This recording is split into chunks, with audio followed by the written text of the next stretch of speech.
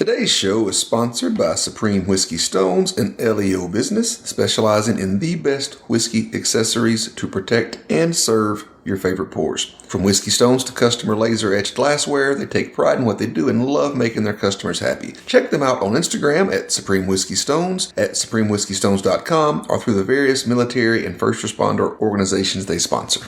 Cheers. You're double rare. You're double chinned, just behind a beard. True story. It's like playing hide and seek over here.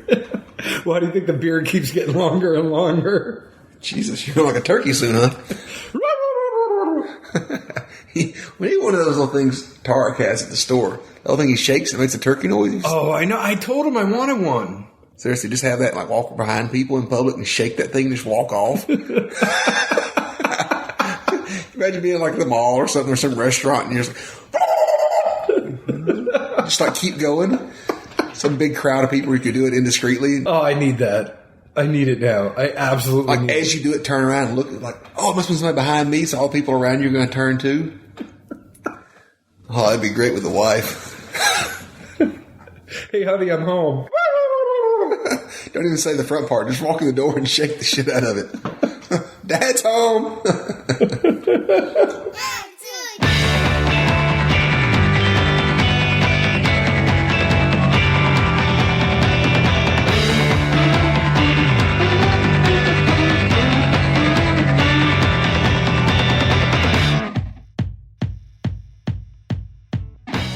Hello, everyone. My name is John Edwards. With me, as always, is Zeke Baker, and together we make the Dad's Drinking Bourbon. Wherever you are, whatever time it is, thank you for making us a part of your day. If you are looking for honest whiskey reviews, you have found the right place. Say hello to the folks, Zeke Baker. Hey. Hey. That was like a skinny Albert. Yeah. Not the hey. That was like, hey. So how are you today? As you would say, how you doing? How you doing? You need about a half of an R in there. Well, you know where I'm from. I don't know how to say R. I know. You can even say y'all. It kills me. I say y'all. Not unless you force it. No. At any rate, not bad. Gearing up for the big weekend. What are you doing this weekend? Same thing you're doing, dumbass. I don't know. That was kind of like saying, hey, would you like to tell everyone what we are doing together? Well, then you should say something like that. Okay, would you like to tell the folks what we are doing this weekend? Well, we've got the big Four Roses event hosted by Lauren Simpson, taking care of special ops excursions up in Clarksville. Should be a blast. The following night will be the bottle share here at the B&B. Looking forward to, hopefully when this comes out, we will have met some new faces and also seen plenty of familiar ones again and had an amazing time. And I got to tell you, I'm a little worried. I have a feeling we probably invited too many people. Well, and in that note, I'm worried because you've already said after the fiasco last year, the pizzas were on you. I didn't say that. Oh, yeah, since when does Papa John's not have hot and ready? No, I did not say that. What happened was you're getting it mixed up with the Willett episode where everybody almost burnt down the house with pizza. No, I'm telling you. Call Mike. He'll tell you. Call Mike? Yeah, because you came in and said, I was going to get pizza, but Papa John's didn't have any of the hot and readies. And we were all like, no, Little Caesars does hot and ready. Oh, then you said, next year I'm on it. I have a feeling you're just trying to guilt me into something that I didn't say. No. The guilt part would be over thinking that Papa John's had hot and ready. That's the guilt. I don't believe you. Like, something in me does not believe you. At any rate, so what are we here for today? We are here for Eagle Rare 17 today. It is part of the 2018 Buffalo Trace Antique Collection, or BTAC, for those of you that are in the know. This was distilled in the spring of 2000. There's 45 barrels that came as a result of this. 1,627 bottles were the eventual product, and that was 166 more bottles than last year. The proof is 101. It was an increase from 90, which is what the Eagle Rare BTAC used to be, up to 101. The age is 18 years, 4 months. ABV is 55.5%. And the MSRP for this is $99. Not bad for MSRP. Not bad. Well, hey, considering where you find it on the secondary market, $99. If you find this for $99, you're doing good. Yeah, that's a pretty fair yield too, especially going up in proof. Yeah. Not bad. I mean, I think, and I don't know off the top of my head, I think it was put in off the still at 135 and into the barrel at 125. Either way, 17 plus years of sitting in oak. A fair loss, I think, is more than expected. It's Eagle Rare 17, but it's actually an 18-year. But I'm sure that it's just a pain in the ass to go to the TTB all the time, so they just call it Eagle Rare 17, even if it is, in this case, Eagle Rare 18 years, 4 months. Oh, yeah, I'm sure. Why would you want to pay and deal with all that hassle? Just like when we did M20 a couple of weeks ago. I mean, I would strongly bet, if anything, that came out of some old pre-fire Heaven Hill barrels. I'd put a wager there. And obviously the fire was in 96, so that's more than 20 years ago. But, that's what's approved, and that's the standard release for them. So that's what you keep going with. Would you bet your mustache on it? Probably. Really? I think so. I would love if Michter's could. Well, if you... Just a very quick jump off the sidewalk. If you look back at some of the older M10 releases, they had significantly older juices, especially the ryes. I mean... Well, those up until 2014. I have a 2014 Michter's 10 that is phenomenal. But the juice that was in there was well past 10 years. That's just the label they had and what they chose, the bottle they chose to throw it in. The one thing I would say to that is it all goes back to what Bruce Russell told us on the interview with him, is that having some of those age statements there, I mean, you could have an age statement, and as long as it's a minimum, say you had an age statement of 8, you could put things that are over 8 in there. You couldn't put anything like that the Booker's 30th we talked about. If you said it was age stated 16 year, and then you wanted to put some 9 in there to cut it, you couldn't do that if it's age stated 16 year. It kind of goes around every way, but we gave the tail of the tape on this one already. I know that BTACs always have a big expectation. We already did the Thomas Handy. We already did the George C. Stagg. We're very lucky to have got our hands on this as well. I don't believe we have our hands on a Weller and a Sazerac. We might have the Weller, but the Sazerac is harder to come by. So I think this may be it for us with BTAC from last year. Maybe. We'll see what we can scrounge around and find. Also similar to the M20, we were lucky enough to get this through a local bottle share. One of the guys in town here picked up a bottle, and it's that kind of double-edged sword of, I got the bottle, I really want to taste it, but I know the values it would pull in other places, so they pretty much split the difference on, the evaluation of an ounce or 2 ounce samples and posted that. And, if something comes up like that, you really can't pass on the opportunity to at least get an ounce and taste it and see for yourself if you're really missing out or not. I feel like you drank some of the sample. Did you drink some of it? No, but I had it somewhere else. I forget where. I don't know. It looked like, was it just a 1 ounce sample? There was an open bottle at the whiskey house for a few days, and I got in on that one. I think that was what happened, and then this one got split, but there were 2 different ones. Because it was a 2 ounce Boston round, and there was only an ounce in there. No, that's the way they all came, whether you got 1 or 2. Okay. I was worried. Not everybody carries a full line of Boston rounds. I was like, did Zeke do something shady here? No, never. Not to you. Good buddy, old pal, old friend. Like my bottles of other stuff that you refilled with Old Crow? I don't remember doing that. Who did that? I'm not surprised if you did. So let's get into this actual stuff. Let's start talking about it. Zeke, what did you get? It's been a minute since I've had even a regular Eagle Rare, honestly, especially with Pix being gone last year. They just didn't come across our face or get passed around places we were as much. The memory I have of Eagle Rare, so to speak, in general, this definitely didn't quite fit that description. The first thing that really came to mind was simply sitting down and cracking open, walnuts or pecans. Just the smell that comes off with that. Also really popped in my head somewhat of a freshly lit fire in between the wood aroma coming off, slight alcohol type presence from where you've used some kind of starter fluid, etc. The usual suspects were there, some vanilla, cinnamon, some type of blend between clove, oak, and allspice. I didn't really take time to dissect it just because, it's usual suspects. I think folks expect that regardless. Did pick up a fair amount of hazelnut, I thought, a couple of times. Kind of back to more of a visual aspect in the nose. It just really reminded me of the scene of wintertime, fireplace, right after you get a fire, built and lit and, roaring up, and just sitting down in front of it and enjoying that 15 minutes of watching those flames just go and that, the wood crackling and everything. That's really where I went to as far as a mental space. Palate wise, it really seemed somewhat thin, and I got a fair spice off of it. That was really the most prevalent thing that I picked up was, a spiciness, and there wasn't a heavy oak by any means, not for, 18 years in the wood. Moving past that, it really kind of transitioned into dark chocolate coated marshmallow.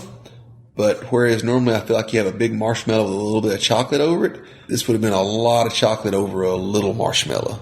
It was that much more predominant on that side of the coin. Again, even moving towards the finish side of thing, the rye kick was still there and noticeable. It wasn't off-putting or overwhelming. It just surprised me that kept being the most prevalent note that came to mind.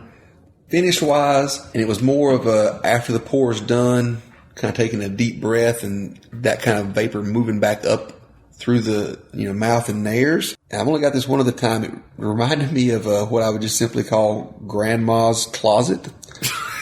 Or any other closet in the home. If you've walked into a vacant home or a closet that hasn't been, or a room that hasn't been used or opened in some time, and you kind of get that musty, mothball-y, little bit of wood smell. It was distinctly, walking in the house and opening the closet that hasn't been checked on in a while or something. And the only time I got that, one of the 27-year Willets, when we did all those side by side, a few months ago. But it's a distinct memory for me. I'll give it that. So for me, I definitely love this nose. I got cherry, oak, the nuts that you talked about, lots of nice spices, a little bit of citrus once it was out for a little bit. But I absolutely love the nose. I think I spent an extra 5 minutes on that nose just because it was so good. I didn't actually want to get into the bourbon in case it wasn't as good as the nose. Funny that you mentioned the spice because the first note I have is spice tingle is noticeable from the onset. Moves to fruit and creamy vanilla, gives your mouth a nice coating while it tingles. There's hints of oak and chocolate, but it's like a big bang up front. Noticeably dwindles away as it gets to the back of your palate. But all of the flavor, all of the stuff, the good stuff is right up there on the front. The finish, I said, was tingly, dry, and oaky. The finish doesn't carry the weight like the nose and the first part of the palate do. It was like a marathoner that couldn't go the distance, but was leading the race most of the time. Or if you just watched NASCAR and you like the Daytona 500, it was like one of the many, many cars that made it to the final 10 laps, but never actually crossed the finish line. Oh, yeah, I heard there was a bad wreck at that. I didn't see it. Oh, there were like 18 bad wrecks. But the thing about this and what I would say is this is a very good bourbon. There was a thing that I cut out, guys, in full, because Zeke and I couldn't really get simpatico on how I was trying to set it up. At $99, I'd buy this all day. It's a very good bourbon. I don't want you to think, as I said, it kind of fizzled at the end, that by any means, if an Eagle Rare 17 falls on your lap at MSRP, it's a no-brainer. You get it. Compared to other Eagle Rare 17s I've had in the past, like 2017's was really, really good. This compared to that, there were aspects of it that were really good, but it just kind of fizzled on the finish for me. I mean, I was surprised, say, at the amount of rye that really popped in there. I was not expecting that, and it wasn't overwhelming. It's not like drinking cash strength young rye whiskey where it just burns the shit out of you, but I was surprised it was there, and it even took me a minute to get those other flavors. It was really, all right, and work through this, and then more towards the mid to the back is where I started picking up the dark chocolate marshmallow kind of blend. But even then, I mean, the rye was just, it was there consistently. That tingle was right there from the onset. I got like spice and fruit right on the beginning. Yeah, I mean, it caught me off guard. And so while we were tasting this, I even went and had a couple of different things. Tried to make sure that, wasn't lunch or something else thrown off the palate. Consistently throughout the tastings, it was always there. Another thing that kind of popped into my head as we, ramble about this for a minute or two. The 101 is proof. I think everybody initially perceived it as being a throwback to when they offered 10-year 101s, which anyone listens, if you've never had that and you see an open somewhere or a friend has one, ask, beg, maybe even steal a light pour of it. It's amazing. But, as I had this pour, I thought to myself, 101, it's not overwhelming or bold by any means. I wonder as they, pulled these barrels and were tasting them for the release, assuming that it's proof down around 90, somebody said, there's nothing here. We got to kick this up or there's not going to be any flavor. And that spice, don't get me wrong. I mean, the spice is noticeable, but it's not a bad spice. It's just kind of like, wow, we weren't expecting it. It's not like, oh my God, my mouth is tingling, it's on fire, it's awful. It's like, oh, I wasn't expecting this much spice. But I would think from 101 to 90, that being enough movement on the needle, so to speak, I really wonder how faint the whole expression would be overall. You mean like if it were 90? Yeah, I'm saying I wonder when they pulled these barrels and get ready to bottle it, assuming they took some juice out, proofed it down to 90, tasted it as it would be presented, if folks didn't say, there's nothing here, there's no substance, we need to ramp this up a little bit or do something because it's just not the quality it should be. Fair. In my head as we're going through this, I'm just thinking, if this is another 11 proofs lower, how just mild would it be? Oh, and there's got to be a reason that they made the jump from 90 to 101. That's what I'm saying. I think everybody thought initially it was a throwback. Yeah. But I wonder if it was more of a coincidence of, hey, we need to ramp this up a little bit. Well, we used to do 101 back in the day. Hey, there we go. Great idea. And everybody's thinking give that man a raise. Smartest guy in the room right there. Whoever it was, he definitely deserves a nice little bonus. And I will say, he or she. Even though we gave him kudos for having a larger release than last year, even with the higher proof. So we're at 17 to 18 years. What's GTS still consistently? Over 15. I don't know how much would be lost in those extra 3 years, but I doubt it would be significant enough to be the huge variance there is in the release there. I'm with you. I'm with you on it. So that leads me to my other thought.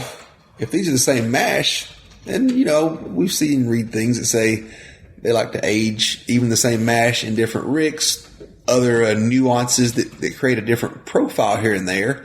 But if all these initially are coming off as the same mash and going into the barrel, then why are there so many more that end up turning into a GTS than an Eagle Rare each year? Yeah. I mean, this is all mash number one. And if I had my choice between an Eagle Rare 17 or a GTS, I'm GTS all day, but I have an unhealthy obsession with GTS. Oh, yeah. I mean, it is what it is, but I'm admitting I have bias. Well, at the same time, you're talking about two completely different proof products. So who knows what Eagle Rare, quote unquote, could have been. It came off the still at 135. It was in the barrel at 125. If they put this out at 125 or even 115, what's that comparative to the GTS? But I just love that higher proof mash bill number one. And I can't believe how creamy that George C. Stagg is, even at and not as spicy as it could be for the proof. Well, I guess to me, where my mind is going with this whole train of questions is obviously rares in the name. Are they just creating their own hype beast and playing on the rare in the name? They just put out double Eagle Rare, 299 bottles. Oh, yeah, because that's accessible. Well, I mean, it's not supposed to be accessible. Well, that's why it's double rare. Well, what is the point of, not only this release, but multiple Buffalo Trace releases recently have seemingly been to do nothing other than to create hype and add one more product into the secondary markets. It's tough, though. Look at CYPB. And admittedly, it is a fair and good pour. I thoroughly enjoyed it. But when not even every store in the market gets one bottle, what was the point in releasing that? Let's talk about this Double Eagle Rare for a second, right? Because the new Double Eagle Rare bourbon is aged twice as long as the standard Eagle Rare 10. It's 20 years. It's got a Double Eagle crystal decanter featuring two beautifully sculptured crystal glass eagles, one inside the bottle and one serving as the stopper. The box has sliding doors with a design that is like eagle feathers. The sliding open the door, it triggers spotlights above and below the bottle to reveal the crystal decanter. Oh, I mean, the presentation's top notch. The pictures I saw, I mean, that'll get you aroused as a bourbon fan. There are 299 of these. Individually numbered letter of authenticity is included with each. The price is set around $2,000. And then the next release will be spring 2020. So right now, at least we know it's going to be around for a couple years. Here's what I'd tell you, though, and here's where I disagree with you. I don't think Buffalo Trace makes the old rip they made last year and this Double Eagle Rare. This is not a secondary play. Because think about how many of those actually hit secondary. What, 1, 2? I think this is just an ultra exclusive, awesome thing for the 299 people that get it. Well, I don't know what Kool-Aid you got over in that cup, but I'm not drinking it. I'm not. Why let it sit 20 years? But I don't. Why think didn't they pull it people 3 years ago at 17 and add to the ER17 release? I mean, I'm not saying you and I are ever going to get one, but I just disagree with the sentiment that you think that they made it for a secondary play. Well, it's either secondary and or hype. I think hype, yes. Secondary, no. It's there to a degree. I mean, yeah, I'm sure it gets people talking about their products, and that's what you probably want, some angles of advertising. But who wants to talk about shit they can't get? Us. We do. We don't want to, but we do sometimes. Maybe for a few minutes, just to argue with your ass, but it's not going to consume my day. No, it's not going to consume my day. It's much more like debating over what I want for lunch. I mean, that's an easy hour discussion. But not getting an Eagle Rare 17 is not going to be the end of my day, too. I mean, I wish I had BTAC. I just think they're, I don't know if designing is the correct word, but they're putting out newer products at such an allocated amount that as a consumer, seemingly it makes no sense to me what their purpose or rationale is behind it. CYPB. Not even every store in this market got one. I mean, I don't think half of them even got one. But I know some stores that got 8 or 9. But it was super limited one time, and based on the OWA picks that I've seen or tasted, more importantly, that came out in 2018. Back to this whole betting thing, my bet number 2 for today is all the good honey barrels of OWA and all the 8-year plus barrels, they went to CYPB. It's got an age statement. You know what nobody put out last year? An 8-year OWA pick. Half of them were barely 7. I think some barely of them towards 7. The end were 6, right? Multiple picks were not 7 when they were picked, but coincidentally, one or either the week of or 1 to 2 weeks after they turned 7 was when they were up for being bottled. Even though that's 6 months down the road. I guess that's not planned either. But you can't always plan for when... Well, why create a new release that's never been in the market with an age statement, which nothing else around those carry? Special Reserve doesn't have an age anymore. OWA doesn't have an age on the label. So, hey, we're going to purposely go pull all our barrels that are 1 to 2 years older than everything else we're letting you guys taste for picks or putting in the market to create this new release that, yeah, it's good pour, but nobody's going to get one. Here's the question I would have for you, because normally I'm the one who gets fired up. I think you're a little more fired up than me on this one. But do you think that the hype was unnecessary because, people already geek out over OWA picks, they already geek out over BTAC, they already geek out over Pappy? Do you think this is just unnecessary hype? Do you think it's something that they wanted to try to legitimately do something nice for high-end bourbon consumers? Or are you just pissed off at the world today? No, I think they're shooting themselves in the foot simply because I don't know how many people still geek out for an OWA pick. I don't. I've seen countless comments on boards where plenty of folks have said if the quality of OWA picks in 2019 is the same as 2018, I'm done. It doesn't even excite me anymore. Now, places can have an off year. Sometimes maybe it did need to sit for a little bit. I mean, think about the wherewithal Buffalo Trace had to say, hey, we're putting a halt on the barrel picks of Eagle Rare in 2018 until we can get back to where we want them to be. Well, if they were smart enough to do it to that line, why wouldn't they say that for this one? It's a great question. Maybe they didn't realize it until somebody's supposed to be tasting what gets rolled out for picks. You don't just kick 3 out the rick house and roll them over there and say, "Here you go, boys, pick one." I don't know. I mean, you're bringing up... You've got the biggest distillery, or one of. So here's another thing that I'd say to you, because I like kind of poking and prodding and seeing where your head's at. What if they're just doing it because they're the biggest distillery and you don't want to just keep churning out the same shit every year? Why not? Heaven Hill's making plenty of money. But Heaven Hill's also doing plenty of different stuff, too. They did the 27. They do a different Parkers every year. They're doing, when it comes to Buffalo Trace, Pappy's going to be the same every year. BTAC's going to be the same every year. At least with Parkers, they're saying, okay, we're going to do a barrel finish this year. The year before is going to be a barrel strength. There's going to be a wheat one. There's going to be a malt whiskey. You know, like there's at least variants in which distillers get to do a little bit of different things. Well, and other than the 27 year, all the Parkers, I think those come out at a pretty accessible amount of a yield. You may have to get one off secondary, but you're not dropping the coin that plenty of these things are pulling in. I'm just saying, maybe they're bored. Maybe they want something to do. I mean, if they're bored and want something to do, they can go redesign that damn Wheatley vodka bottle. The reason it won't sell is simple. It either needs to have a grip on the back or a handle. You can't sell a 1.75 that's perfectly round. I can barely grab the back of the damn thing. What thing about a bartender? Do they want to grab that over and over and over? No. Can you palm a basketball? Some days. Barely. That's probably what your problem is. I mean, you're a tall guy. I mean, you're 6'5", so if you're not able to get your hand around it... I'm just telling you, over the years, I've put down my fair amount of tater juice. I buy a bottle of Wheatley's one time because it's on sale, and, you know, I know stores get credit for that, so I try and help my folks out. The first thing I notice about this thing when I go to pour it is the back of this thing sucks. You can't grab it for shit. There's no handle or grip thing to it. Well, what if you just grab it from the neck? Oh, yeah, because you're going to grab a 1.75 and pour it from the neck. Well, no, just, I mean... Who does that, John? Carry it out to the car. You working out your wrist?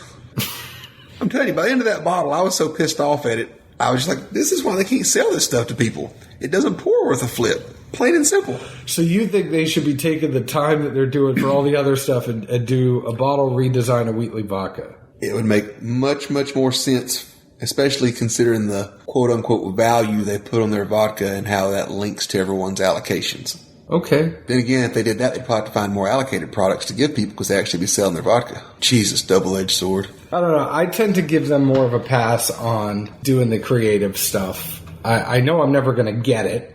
I know that it's not necessarily a secondary play. I don't mind that they're putting out the Double Eagle Rare. I don't mind that they're putting out the Old Rip. I don't know. CYPB was a great pour at MSRP. I think the hype beast of secondary takes things into a different realm. But as a straight pour, I mean, we did a blind of everything. And if you missed it, we had the Firewater review on with us. Seth, Aaron, we sat down. We did a blind of the whole Weller line, and it fared very well. Yeah. It's a great pour. I don't know what to tell you. You're leaving me with more questions than answers today, Zeke. Well, you should have a good afternoon and evening pondering lots of things. But that's why we do it, right? That's why all of this is... That's why... Bourbon is a hobby for us because we don't know all the answers. We like to ponder and we like to discuss. Some days. So what's your final verdict on this Eagle Rare 17? I was surprised by it. I definitely enjoyed it to a degree. Even with increased proof, I'm on the same boat as you. As it just didn't pack the flavor I would have thought or I expected out of it. Not necessarily saying I would have loved that flavor because if it's an oak bomb, that's not my jam. But either way, it just seemed still pretty faint and muted overall as an expression. Theoretically, if I saw it at MSRP, I would probably buy it. And, you know, I've got a few friends that truly just love those things and pass it on to them or do a bottle split or something with it. But it's nothing I would want or keep for my own personal consumption. I would just say it's a good pour at MSRP. It is a very good pour. We're comparing it to other things that are in BTAC. We're comparing it to other things that are more high end. If I had something like this at $99, I'm 100% on Eagle Rare. And if a bottle landed in my lap, I'd be stupid not to buy it. Would I buy this at secondary? Probably not. Oh, yeah. Eagle Rare, Lawrenceburg, back in the day. Oh. You could get multiples for one of these. That's where I'd place my third money bet for the day. So you'd say your third money is to buy it and then trade it for a bunch of other stuff? Yep. Or inversely, if someone's debating spending big boy money on something like that, just go buy the old school Eagle Rares or Lawrenceburg. Much better juice. All right. Well, on that note, we hope some of you got to see us this weekend. If you were able to make it to the bottle share, or if you did reach out to us to come to the bottle share, we hope you had fun. Please find us on your favorite podcast app, which we think you already are. Please leave us an honest review. We'd love to hear from you. Go ahead and find us on Facebook at Dad's Drinking Bourbon, Twitter at Bourbon Dads, Instagram at Dad's Drinking Bourbon. Zeke, where else can the folks find us? Nashville, Tennessee. Cheers. Ciao.